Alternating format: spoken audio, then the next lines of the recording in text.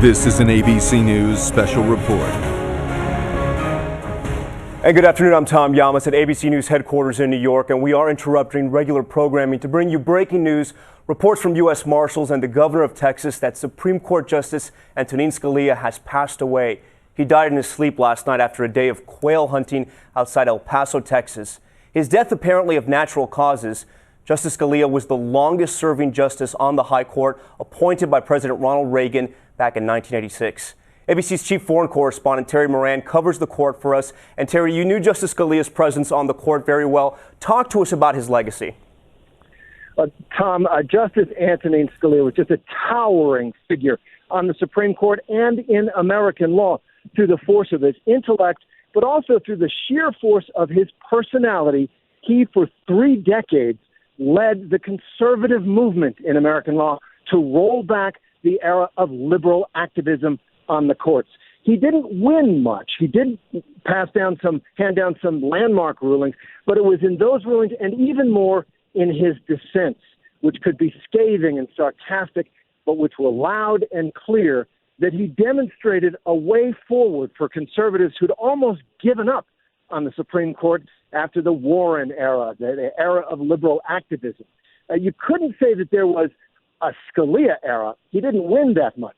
But there is certainly a Scalia influence, and it runs right through the Supreme Court and American courts in general. He showed the way for conservatives to be on the court, to fight that liberal effort to reinterpret the Constitution in the light of current circumstances.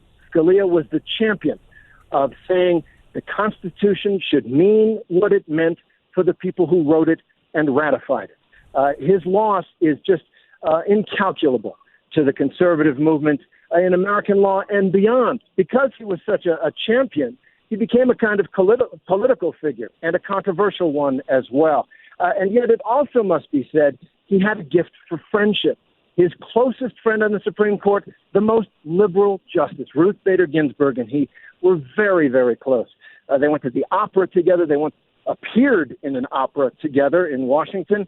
And more recently, Justice Elena Kagan, an Obama appointee, had been converted to quail hunting by Justice Scalia. He was a character, but more than that, as I say, a towering intellectual and personal figure on that court, dominating in oral argument, clear, scathing, and in some ways really a leader like few other justices have been for the conservatives on the Supreme Court.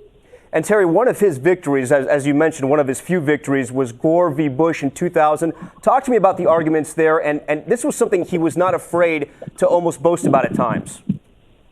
No, he was happy about the outcome of that case which awarded the election to George W. Bush on the basis that the Florida recount was violating the equal protection rights of voters because they were counting ballots in such a variety of ways, if you recall.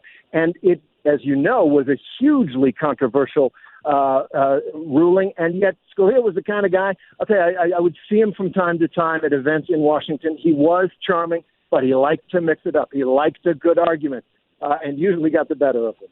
Terry Moran reporting from Mexico City. Terry's actually covering Pope Francis's visit over there to Mexico City. I want to bring in Jonathan Karl now, our senior White House correspondent. Now, Jonathan, as many across this nation are mourning the loss of Justice Scalia, there is now the question of the vacancy on the Supreme Court. What is the next step? Will President Obama now search for another candidate to bring up to Congress? And does he have enough time to get that person possibly ratified before his presidency ends?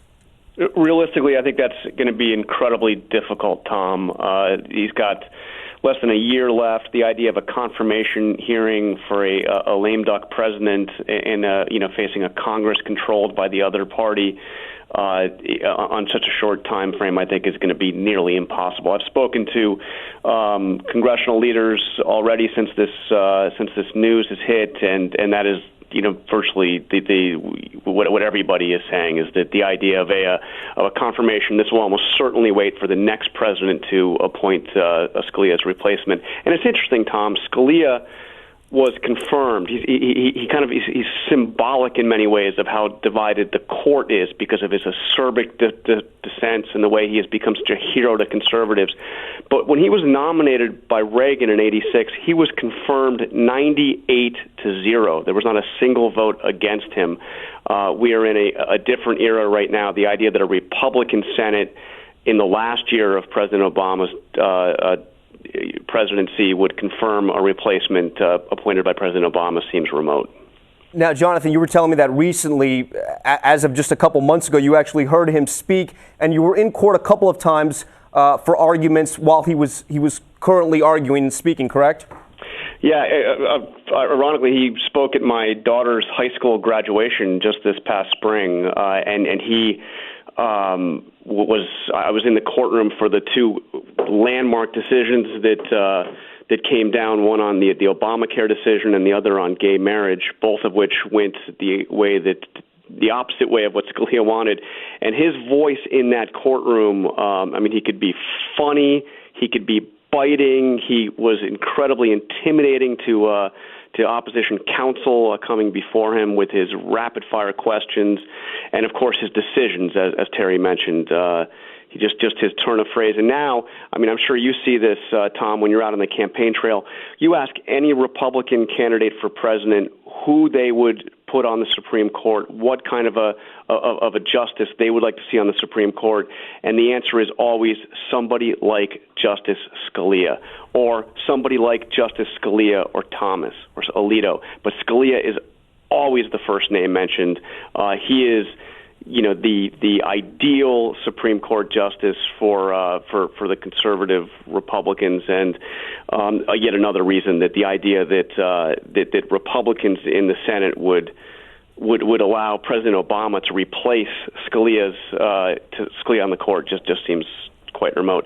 But yeah, a powerful voice, rather, for as conservative he was and as acerbic and as cutting as he could be, also could be an incredibly funny guy in his humor. And on your earlier point, Senator, Ted Cruz out with a statement calling Justice Scalia one of the greatest justices in history. Jonathan, thank you so much. Once again, we've been reporting Justice Antonin Scalia has died of natural causes at the age of 79. He leaves behind his wife, Maureen, and 9 children and their families. We'll be covering this completely on World News Tonight coming up. We want to return now to regular programming. I'm Tom Yamas. We'll have full coverage coming up on World News Tonight, and of course the latest anytime. This has been a at special abc.com. report from ABC News.